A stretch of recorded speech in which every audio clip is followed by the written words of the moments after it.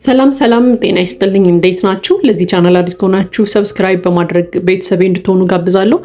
ኮሜንት ላይ ሐሳብ አስተያየታችሁን አስቀምጡልኝ ቪዲዮውን አይታችሁ ስትጨርሱ ማለት ነው። እንዲሁም ቪዲዮውን ስትጀምሩ ደግሞ ላይክ በማድረግ ጀምሩት።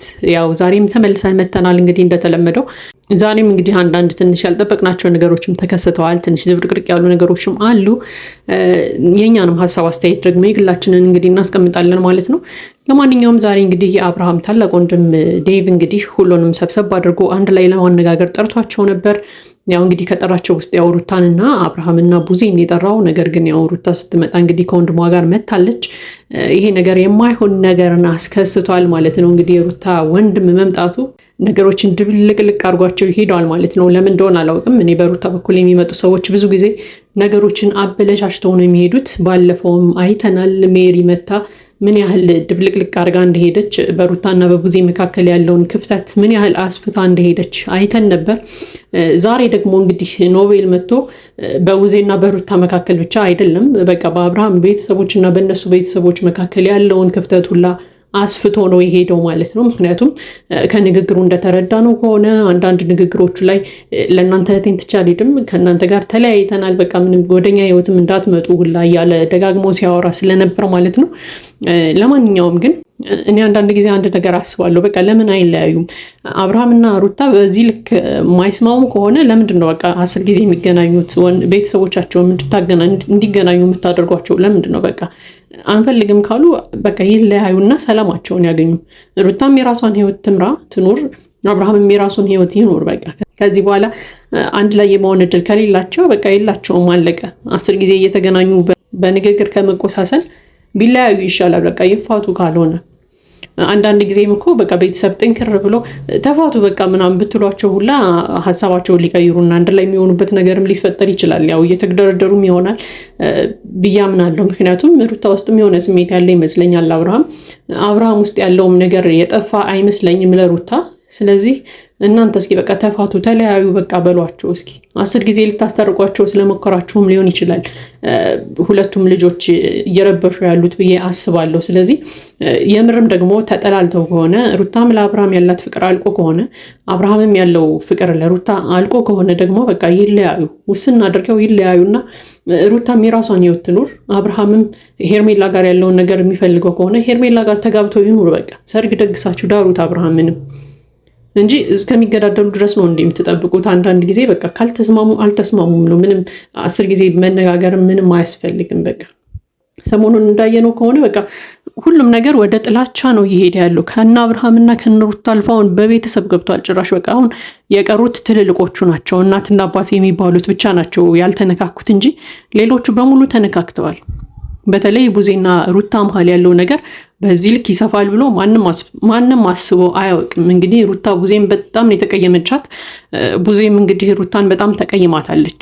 ግን እኔ አሁን ግራ የሚገባኝ አንድ ነገር አለ። ቡዜ ይህን ያህል ምን አጥፍታ ነው? እስኪ ያጠፋችሁ ነገር ካለ ጻፉልኝ። እኔ ግራ ስለገባኝ ነው። ምክንያቱም ሁላችንም ብንሆን ወንድማችን እንደዚህ ቪዲዮ ፎቶ ምናምን ተይዞበት የምታስፈራራው ሴት ብትኖር ከቡዜ በላይ ሪያክት አናደርግም ወይ? ወይስ ደግሞ ዝም ነው የምንለው? ድምጻችንን ነው የምናጠፋው ወይስ እንደ ቡዜ እንናገራለን የሚለው ነገር እኮ ለሁላችንም ጥያቄ መሆን አለበት ብዬ አስባለሁ። እኔ አንዳንድ ጊዜ እንደውም ኮመንቶች ራሱ ይደርሱኛል። ሴት አይደለሽ እንዴ ለምን ለሩታ አታግዥ ምናምን የሚሉ ነገሮች ማለት ነው። እኔ በእነሱ ሰዎች ሪሌሽን ውስጥ የማንም ወገንተኛ መሆን አልፈልግም። ሩታ ስታጠፋ እናገራለሁ፣ ለምንድን ነው እንደዚህ የምታደርጊው እላለሁ። አብርሃም ሲያጠፋ ለምንድን ነው እንደዚህ የምታደርገው እላለሁ። ጥሩ ነገራቸውንም ሳይ ጥሩ ነገራቸውን ደግፌ አወራለሁ።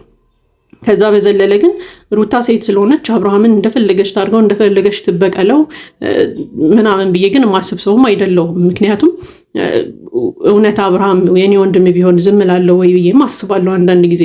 እውነት አብርሃም የኔ ወንድም ቢሆን በዚህ ልክ ነው እንዴ ዝም የምለው የሚልም ሀሳብ ስላለኝ ማለት ነው። ስለዚህ ቡዜ ያጠፋችሁ ጥፋት እኔ አልታየኝም። እንደውም ለረዥም ጊዜ አብርሃምን ነበረ፣ ከአብርሃም ተቃራኒ ነበር ቁማ የነበረው አይደለ? አብርሃምን ነበር ስትወቅሰው የነበረው፣ ስትሰድበው ስትቆጣው የነበረው።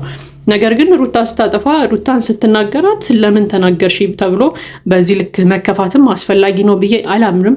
ለማንኛውም ግን እንግዲህ የእነ አብርሃም ቤተሰቦች በተለይ ዴቭ በጣም ደስ የሚል ስብዕና ያለው ሰው ነው። ነገሮችን ተረጋግቶ ለማየት ሰዎች ጋር ተረጋግቶ ለመነጋገር የሚሞክር አይነት ሰው ነው። በተቃራኒው ደግሞ የሩታን ወንድም አይተናል ምን አይነት ሰው እንደሆነ ማለት ነው። ጭራሽ ሊያስወራቸውም አልፈለገም። ለነሱ ክብርም የለውም ሲናገር ራሱ። እንግዲህ ዴቭ ራሱ እኛ እኮ ታላላቆችህ ነን፣ አንተ ታናሻችን ነህ፣ እንደማመጥ ምናምን እያለ ሁላ ሲነግረው ነበር። እሱ ጭራሽ እንግዲህ ሊያዳምጣቸውም ሊያናግራቸውም ፈቃደኛ አይደለም። እንግዲህ ሩታ እናንተ ግን ለማግኘት መምጣቷን ባቅ ኖሮ ጭራሽ አላስወጣትም ነበር ከቤቱ ላይ ያለም ሲናገራቸው ነበር ማለት ነው። እጅግ በጣም ዲስሪስፔክት አድርጓቸው ነው የሄደው ማለት ነው። ለማንኛውም ግን በቃ ግንኙነታቸውን የማይፈልጉት ከሆነ ሁለቱ ልጆች ግንኙነታቸው የማይሰምር ከሆነ የእነሱ ጥላቻ ከፍ ብሎ ቤተሰብንም እያጣላ ከሆነ በቃ መለያየት ካለባቸው አለያዩዋቸው። በቃ ተለያይተው ለየብቻ ሆኖ ልጃቸውን እያሳደጉ ይኑሩ። የራሳቸውን ህይወት የሚፈልጉትን ላይፍ ይምሩ። በቃ ደስ የሚላቸውን ነገር ያድርጉ ብዬ አስባለሁ። አንዳንድ ጊዜ እንደዚህ ጠንከር ያለ ሀሳብ ብዙ ሰው አይሰጥም። በቃ ይለያዩ ይፋቱ ምናምን አይልም። አስታርቋቸው ምናምን ነው የሚለው። ነገር ግን አስታርቃችሁ ብዙ ጊዜ በቃ የማይሰምር ከሆነ ሁለቱ መካከል ያለ ደግሞ ፍቅር ተቀይሮ ወደ ጥላቻ ከተቀየረ በጣም ከባድ ነው። ለህይወታቸው ራሱ ያሰጋል። እነዚህ ልጆች አሁን ሁለቱም ተጠላልተው ነገር ግን በሰው ግፊት ታርቀው አንድ ላይ ቢኖሩ ራሱ ቀጣይ ህይወታቸው የሰመረ አይሆንም። ከዚህም የከፋ ነገር በህይወታቸው ላይ ሊያደርጉ ይችላሉ። ሁለቱም የሆነ ነገር ሊደራረጉ ይችላሉ። ስለዚህ በቃ በጊዜ መወሰን ነው የሚያስፈልገው። አንዳንድ ነገሮች ቁርጥ ያለ ውሳኔን ይፈልጋሉ ብዬ አስባለሁ። በቃ ስለዚህ እነሱ ጋር መጨቃጨቅ መነጋገር ምንም አያስፈልግም። በቃ እንለያያለን መለያየት ነው የምንፈልገው ካሉ ሁለቱንም አለያየት ነው አለቀ። እንደ አንዳንድ ጊዜ እኮ መፋታት በእነሱ ብቻ አልተጀመረም አይደል? ሰው ከተስማማ ብቻ ነው ፍቅር ካለው ብቻ ነው አብሮ ሊኖር የሚችለው። ስለዚህ መለያየት የሚፈልጉ ከሆነ ማለያየት ነው አለቀ።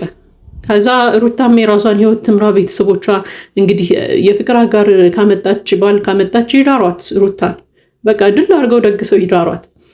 አብርሃምም እንግዲህ ጓደኛ አለችው ሄርሜላ ናት። ስለዚህ ሄርሜላ ጋር የወደፊት ህይወትን የሚያስብ ከሆነ ለሄርሜላ ዳሩትን ነው ጊዜ እናንተ ደግሞ እሱን። ስለዚህ አንዳንድ ጊዜ ቁርጥ ያለ ውሳኔን በህይወታቸው ቢወስኑ መልካም ነው ብዬ አስባለሁ። ምክንያቱም ሰው ከዚህ በላይ መጎዳዳትም አለበት ብዬ አላምንም። ከፍ ብሎ ወደ ቤተሰብ ከሄደ ደግሞ እጅግ በጣም ነው የሚያስጠላው። እዚህ በኋላ የቀሩት እንግዲህ እናትና አባት የሚባሉት አካላት ናቸው። ትልልቆቹን ሰዎች ደግሞ እንደዚህ አይነት ነገር ውስጥ ባታስገቧቸው ደስ ይለኛል። ምክንያቱም ለክብራቸው አይመጥንም። በቃ አሁን ወደ እህትና ወደ ወንድም ሄዷል። ከዛ ከፍ ብሎ እናትና አባት ጋር ከደረሰ በጣም ነው የሚያስጠላው ነገሩ። ለትልልቅ ሰዎችም የሚመጥን ነገር አይሆንም። ስለዚህ መታረቅ ማትችሉ ከሆነ ራሳችሁ ወስናችሁ ተለያዩ። በቃ ፍቻችሁን በፍርድ ቤት አጽድቁት። ልጃችሁን ለየብቻ ሆናችሁ አሳድጉ። በቃ አንዳንድ ጊዜ ነገሮች ሲደጋገሙ ራሱ በጣም ነው ስልችት የሚሉት፣ በጣም ነው የሚያስጠሉት። ሁል ጊዜ ተደጋጋሚ ጭቅጭቅ ምናምን ሲበዛ እንኳን አይደለም ለሁለታችሁ ለባለትዳሮቹ ይቅርና ለእኛ ውጭ ሆነን ለምንመለከተው ሰዎች ራሱ በጣም ነው የሚያስጠላው። ስለዚህ በቃ ውሳኔያችሁን ወስኑና ተለያዩ። ከተለያያችሁ የማትገናኙበትን መንገድ ፍጠሩ። በቃ ልጃችሁን ብቻ አሳድጉ። ከዛ የቀረው ነገር ይቀራል። እንግዲህ ያው ህይወት ይቀጥላል። ሁለታችሁም የራሳችሁን ህይወት ብትቀጥሉ መልካም ነው የሚል ሀሳብ አለኝ። ነገር ግን ለእናንተ ደግሞ አንድ ጥያቄ ልጠይቃችሁ። እውነት በአብርሃምና በሩታ ግንኙነት ውስጥ ቡዜ ያጠፋችሁ ጥፋት ብላችሁ የምታስቡትን ነገር ንገሩኝ። እኔ ይቅርታ ስላልታየኝ ነው የቡዜ ጥፋት። እስከዛሬ ድረስ የቡዜን ጥፋት ላገኘው አልቻልኩም። ስለዚህ እስኪ ኮመንት ላይ አስፍሩልኝ። የቡዜ ጥፋት ምንድን ነው በሁለቱ ግንኙነት? እውነት ለሩታ ወይም ለአብርሃም ከሁለት አንዱን መርጣስ ያዳላችሁ ነገር አለ ወይ የሚለውን ኮመንት ላይ አስፍሩልኝ። እንግዲህ ይሄ የኔ የግል ሀሳቤ ነው። የእናንተን ሀሳብ አስተያየት ደግሞ ኮመንት ላይ አስቀምጡልኝ። ለዚህ ቻናል አዲስ ከሆናችሁ ሰብስክራይብ በማድረግ ቤተሰቤ እንድትሆኑ ጋብዛለሁ። መልካም ጊዜ ይሁንላችሁ።